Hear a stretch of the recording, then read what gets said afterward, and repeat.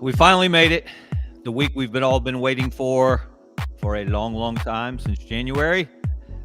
Week 1 of the 2025 college football season. And there's a phrase, a sentence, I'll bet you'd never heard before. Baylor is Auburn with a river. That's today's topic here on Scarbo Knows. I'm Kevin Scarbinsky. We're going to dive into the opener for the Tigers and the Bears. And first, we're going to say thank you to our sponsor, Money Management Services, right here in Birmingham, Alabama, a family-owned, fee-only financial services company. The Rice family has been in business for a long time because they've taken great care of their customers. They will take great care of you. So give them a call. You'll be glad you did. Click on the QR code there on the screen. All right, so we have to talk about Auburn and Baylor. You know, it's rare to say, you normally wouldn't say that the first game of any season is a must-win.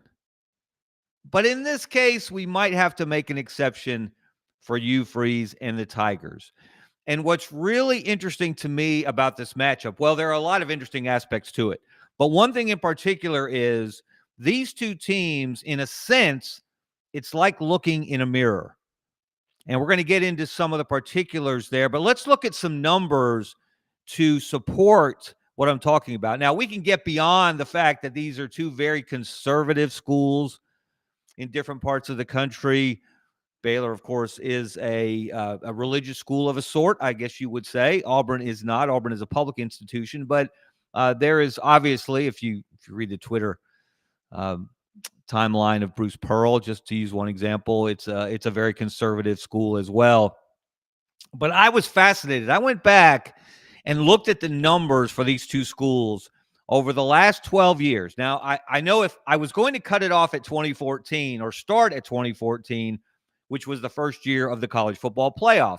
But I know if I did that, Auburn fans would howl and say, wait a minute, you're eliminating 2013, the year Auburn went from worst to almost first in the country and came up 13 seconds short of a national championship. So I said, okay, I will include that to be fair to Auburn. But also, if you remember Art Briles, and that's a whole nother story, the debacle that Baylor football became in many ways under him, the highest highs and the lowest lows in different ways. They went 11-2 in 2013, while Auburn went 12-2. So it didn't really give Auburn that much of an edge. But look at the numbers. Overall, they have almost an identical record since 2013. One game advantage to Auburn in the win column, and the Tigers also have one more defeat. So that's really a wash if you're comparing these programs over the last dozen years. In conference, decided advantage for Baylor. They're plus 10. Auburn, a straight 49-49 in the SEC since 2013. Not good, Bob. Not good. And then if you look at their record in bowls or BCS championship games, there's only one of those BCS championship games in there, and that was Auburn in the last one, losing to Florida State after the 2013 season. But that's another advantage for Baylor. The Bears 4-5 in the postseason. In this stretch, Auburn 2-8. And Baylor has won a postseason game, won a bowl game back in 2021. Auburn has not won one in a much longer span of time. Conference titles in this range of years, 3 for Baylor in the Big 12, only 1 for Auburn. Auburn, of course, played for one in 2017, came up short against Georgia because Kerryon Johnson was hurt, their best player, and wasn't able to be very effective or go very long or very hard. And that basically eliminated Auburn from being competitive in that game. Baylor's won 3 Big 12 titles in that stretch, the last one in 2021 under their current coach, Dave Aranda. And here's another edge for the Bears in 10-win seasons. They've had 4 of them in the last 12 years. Auburn has had only 2, as we all remember, as we've said. 2013, they went 12-2, played for the national championship, came up achingly short. You cannot award yourself that one. 9-time national champion Auburn. And then 2017, Auburn had a 10-win season, won the SEC West, beat number 1 Georgia, turned around and beat number 1 Alabama, and then with a wounded roster, lost to Georgia in the SEC championship game, and then allowed Central Florida to declare itself national champions by losing to the Knights in the Peach Bowl, I believe it was. So that was a 10-win season for Auburn in 2017, the last one for the Tigers. So if you're looking at this, you might, based on history, the entirety of both programs, you might say, well, Auburn, clearly a top 15 program all time, 9 national championships, et cetera, et cetera. You would give Auburn an edge in this matchup just based on history and tradition. Heisman Trophy winners, Pat Sullivan, Bo Jackson, Cam Newton, national championships. But in the most recent era, the last 12 years, Auburn has not been a better football program than Baylor based on these numbers. Now, does that mean anything in 2025? Does it mean anything on Friday night in Waco, Texas? This blackout on the Brazos, the river that runs through Waco, Texas, the home of Baylor University? Not necessarily. Let's look at the coaching matchup. This is really fascinating because you've got two guys who are mirror images of one another, if you will. Dave Aranda, known for his defensive prowess. He was, of course, the defensive coordinator at LSU when they won that 2019 national championship with Joe Burrow and company. Everybody focused on the offense. The defense was pretty stout as well. And then he took the Baylor job in 2020. And Hugh Freeze, of course, he's known as an offensive guru. He hasn't been that in his 2 years at Auburn. Part of that, a big part of that is personnel. Maybe some confusion on the coaching staff, who's calling the plays, who's designing the offense in the week leading up to the games. But Hugh Freeze is the main play caller at Auburn. Let's not get it twisted. He's the guy in charge. And Dave Aranda, interestingly, took over the play calling on the Baylor defense before last year. When he first became the head coach there, he thought, as Hugh Freeze did when he got to Auburn a couple of years ago, that he needed to focus on running the overall program.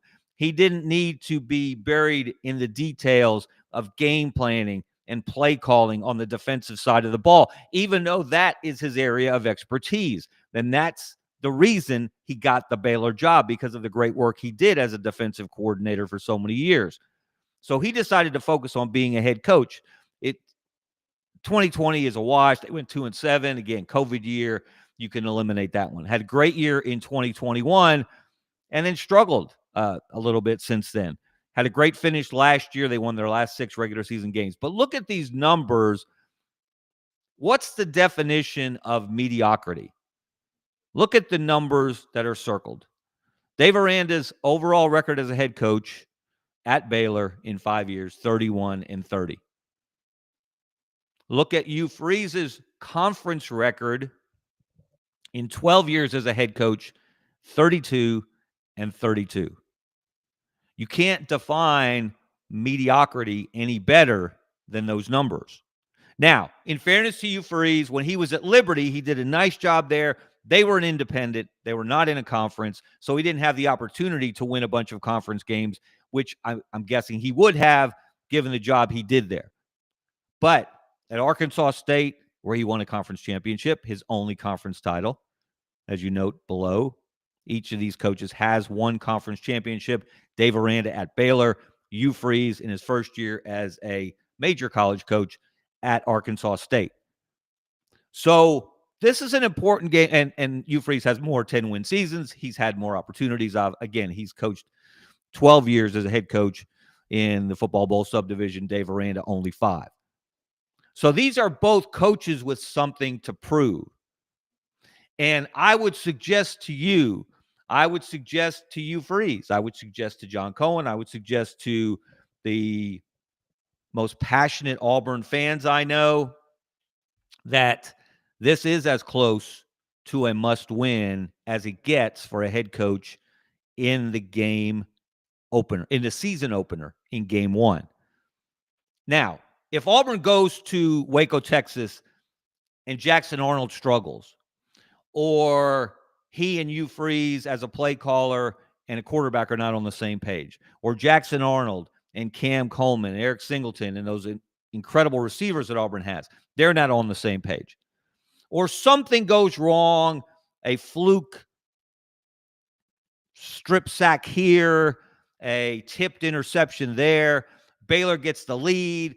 They're going to have a sellout crowd. It's a blackout there. As I said, it's the blackout on the Brazos, they're calling it. And by the way, let's hope it's not a blackout on YouTube TV.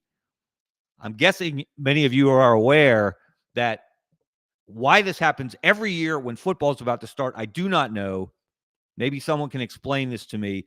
But there is a carriage dispute between Fox Sports and YouTube TV, which I happen to subscribe to. And if they don't resolve it by the end of the day on Wednesday, according to them, you may not see Fox Sports on your television this weekend, which would be a disaster for college football fans because the Auburn-Baylor game is on Fox. The Texas at Ohio on Friday night, the Texas at Ohio State game on Saturday morning, the big noon kickoff, 11 a.m. Central Time, is on Fox. I can't imagine that they won't come to terms, but this is maddening. It happens this year every time, every year at this time, with some network and some carrier.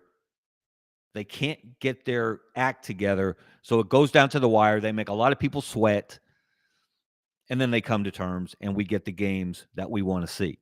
So hopefully that will be resolved. And one more issue on the television front in this game that's gotten a little bit of play. The analyst for Fox Sports is Robert Griffin III, who, of course, played for Baylor, had an outstanding career at Baylor, won the Heisman Trophy in 2011. There's a good trivia question for you. Who won the Heisman in between Cam Newton at Auburn in 2010 and Johnny Manziel at Texas A&M in 2012? It was RG3, and he was terrific for the Bears at that time.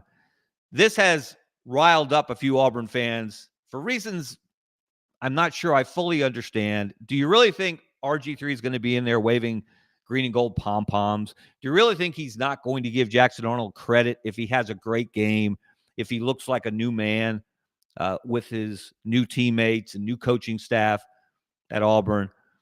No, of course he won't. He's a professional. Whether you like his personal feelings about different issues, whether you like him as a person or not, some people don't. From my experience, he's a professional when it comes to being behind a microphone as the analyst at a college football game. He's also a little quirky, a little different. So I think he brings a little flavor to the broadcast that other analysts don't. So I'm looking forward to hearing him on that game. And I think he'll call it straight, and I think he'll give credit where credit is due, whether it's to Baylor, whether it's to Auburn, and it will be to both sides at different times in the game. So again, those are asides. But these coaches look very similar, and really, this is the game within the game. It's going to be Hugh Freeze trying to match wits with Dave Aranda and vice versa. And another thing to look for in this game, and this was a really good analytical story, Ross Dellinger from Yahoo Sports, he visited with Dave Aranda in Waco. And he was told, Dave Aranda shared with him that he had been too simplistic a year ago in calling plays for his defense, that he didn't want to put too much on his players. He wanted them to play fast and free and not be in their heads too much. So he didn't give them a lot of calls. He didn't give them a lot of sets on the defensive side. And he thought it hurt Baylor. And if you go back and look at their 6-game win streak to close last season, when the Bears were very good, it was chiefly on the production of their offense. They won a bunch of shootouts. They didn't play the kind of defense that Dave Aranda is used to having his teams play. So he has gotten more sophisticated this year. He's adding more looks to his defense. He's adding more calls to his defensive play sheet. So this is going to be fascinating because, again, you've got a new operation for Auburn. It's not new from the coaching staff perspective. Hugh Freeze, Derek Nix, his offensive coordinator, Kent Austin, the quarterback's coach. They're all involved in the discussions. Hugh Freeze is the main play caller. But you got a new quarterback. And that new quarterback has something to prove. That new quarterback had a confidence problem coming out of Oklahoma. And Auburn has done everything possible to try to build up Jackson Arnold's confidence to the point that, especially in the spring, and Hugh Freeze admitted it, and it caused a bit of an uproar in this state, that the most important thing of every practice was for the quarterback to walk off the field feeling good about himself. I've never heard a coach say that before. So it made people wonder, are they fully preparing Jackson Arnold for what he's going to face in a place like Waco, Texas? Now, this is not Bryant-Denny Stadium. This is not Sanford Stadium. This is not going to be 90, 100,000 people screaming at him, making it difficult to communicate for the Auburn offense. But it will be an intense, on-the-road, national television audience experience for Jackson Arnold. He's got playmakers, especially on the outside. He's got an improved offensive line, better than what he had at Oklahoma last year, better than what Auburn trotted out there last year. But in many ways, this game is going to come down to the quarterbacks. So let's look at a quarterback comparison of last season. The numbers for Sawyer Robertson for Baylor and Jackson Arnold when he was at Oklahoma. And again, huge asterisk there. So you have to take these numbers with a grain of salt when you're looking at Jackson Arnold. It's a bit unfair, but it's what we have to go on. Sawyer Robertson wasn't the starter when last season began for Baylor. He took over a few games into the season, and he performed very, very well. But if you look at it, his completion percentage, about equal to Jackson Arnold. He threw for a lot more yards. He threw a lot more passes. Obviously had more completions. His touchdown to interception ratio, far superior. And his efficiency number, really, really high compared to Jackson Arnold. But I'm not sure. Now, Sawyer Robertson, again, and they've got a lot of production back, Baylor does. That's the advantage that they have. They have their quarterback returning. He's a veteran. He's a redshirt senior. Did you know, I bet a lot of you have forgotten this if you did know it, that Sawyer Robertson started his college career. He's from Texas, played high school football in Texas, but he played for Mike Leach at Mississippi State. Never really won the job there. He got a cup of coffee back in 2022. He was there 2021, 2022. Got a little bit of action in 2022, but never won the job, never took over there.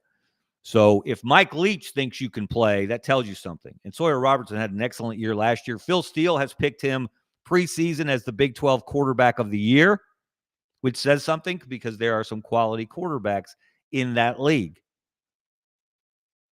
So this is the game within the game as well. Which quarterback performs at a higher level? Which quarterback can keep his poise when something goes wrong? And this is the question about Jackson Arnold that everyone wants to see answered. How does he handle it when he makes a mistake? He's going to make mistakes. So Sawyer Robertson. Every quarterback in America is going to make mistakes, including Arch Manning. And by the way, there's a fantastic new podcast on the Auburn 24/7 Sports channel with Terry Bowden, the Terry Bowden Show. Had its debut last night. And Terry Bowden had a great quote about Arch Manning, talking about the legacy, talking about the name, talking about what that means to have good genes. And Terry Bowden said, well, look, Arch Manning has all the right stuff to be a great quarterback. But Terry Bowden said, I'm a Bowden, but I'm not Bobby Bowden. And that is the best description, the best possible way to look at Arch Manning going into this season. He's a Manning, but until further notice, he's not Eli Manning, he's not Peyton Manning, and he's not Archie Manning. So let him be who he is, and we'll see if he's up to the task of being the next great Manning as a quarterback in college football. It remains to be seen. But Sawyer Robertson has proven himself. He had a terrific season last year for Baylor. He got better and better, and you saw the progression as the season went along. As I said, they won their last 6 regular season games. They lost to LSU in the bowl game. No shame there. But the guy can play. But Jackson Arnold has had moments as well. Ask Alabama what Jackson Arnold is capable of. if you neglect him in the running game. And that's going to be another fascinating thing to watch on Friday night. How much does Auburn run Jackson Arnold with designed run calls? How much in the RPO game does he throw it? Does he hand it off? Does he pull it down and run it himself? How much is he forced to run for his life and make something out of nothing? He's capable of doing all of those things. He's had flashes, and especially in that Alabama game last year, he ran for over 150 yards when Oklahoma beat Alabama and knocked him out of the playoff late in the season. So everyone wants to see who is the real Jackson Arnold. Will the real Jackson Arnold please stand up? He better do it on Friday night, because if Auburn gets the kind of inconsistent quarterback play it's gotten the last several years, Auburn's going to walk out of there 0-1. But if Jackson Arnold can be what Hugh Freeze and his teammates think he can be, then Auburn is going to walk away with a very, very important victory. And why is this game so important? Why do I say it's as close to a must-win as you can have in game one? Well, look at the last 2 years of Auburn football under Hugh Freeze. 2 losing seasons, wildly inconsistent, lost games you thought they should win, in addition to games they were supposed to lose. So is this a new year? I'm hearing a lot of Auburn love from the national media. Andy Staples on his podcast loves Auburn. Ari Wasserman, his co-host on their podcast, Andy and Ari. I listened to them yesterday. They were so high on Auburn, I thought, what am I missing?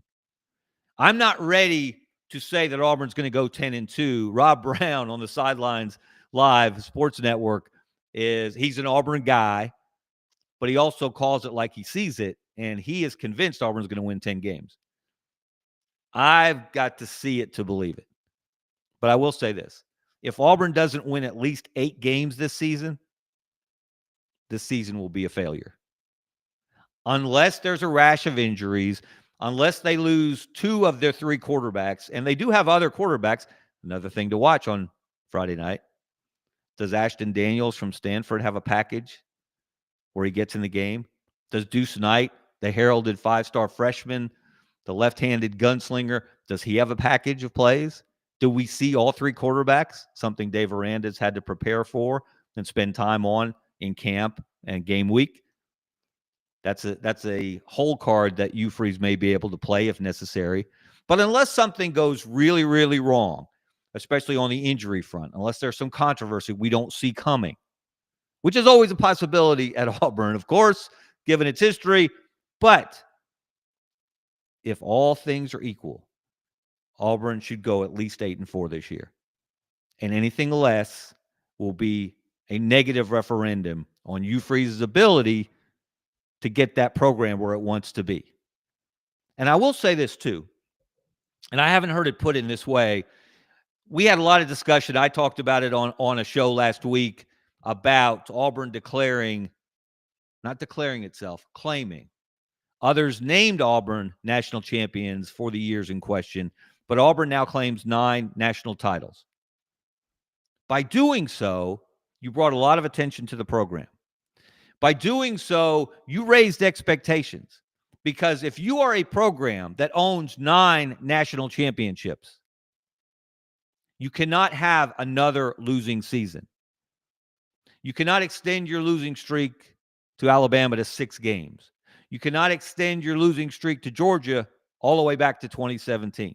That goes back to 2017 in the SEC championship game. Auburn beat Georgia in the regular season that year. Last time, the Tigers beat the Bulldogs in the Deep South's oldest rivalry.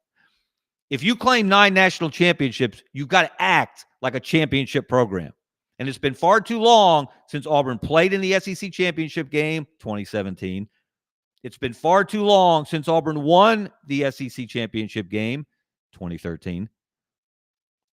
I'm not predicting Auburn to do either of those things this year, but you have to see progress. The hope has to translate to the scoreboard. The recruiting classes have to translate to big plays in big moments. That's what we want to see from Auburn football this year. So who wins this game? If you know me, you know I hate predictions. It's one of my least favorite things about being a member of the sports media for as long as I've been. It's making predictions. Because what's one of the thing to me that we love about college football? Yes, we can predict with fairly good accuracy a handful of teams or so that are going to be in contention for a national championship. 19 of the last 21 national champions were ranked in the top 7 in the preseason AP poll. That's a really strong sample size. 19 of the last 21. So, that's fairly predictable. But along the way to a somewhat predictable finish, a lot of unpredictable things are going to happen. That's why we're so excited about week 1. That's why we can't wait to get to Friday night in Waco and Saturday in Columbus, Ohio, and Tallahassee, Florida, when Alabama goes to play FSU, and Clemson, South Carolina, where LSU will try to win an opener for the first time in memory against Clemson. Won't be easy. Because that unpredictability, because we just don't know. The more we think we know, the more we don't know. So who's going to win the Auburn-Baylor game? I'm going to go against my philosophy. I'm going to go against my own best inclinations. I'm going to make a prediction. So who wins? Let them see it, Brendan. Are Auburn fans going to be happy, or are they going to be sad on Friday night? Are they going to think it's more of the same, or are they going to believe that this is the year that things change? I'm going with this is the year things change, at least to start. I think it's going to be as close as the line has been. Started out with Baylor favored. Now it's Auburn favored, but it stayed in a pretty narrow margin there within 2.5. I think Auburn's going to find a way, and it's going to win that game. But notice, I have Auburn winning 28-27. I think Cam Coleman is going to be the difference. I think he's going to catch the winning touchdown pass. I've got Auburn scoring 4 touchdowns. One thing to watch, Alex McPherson, the outstanding kicker for Auburn, outstanding kicker 2 years ago, was ill with stomach issues, very serious stomach issues last year, missed the season, and Auburn was not good in the kicking game last year.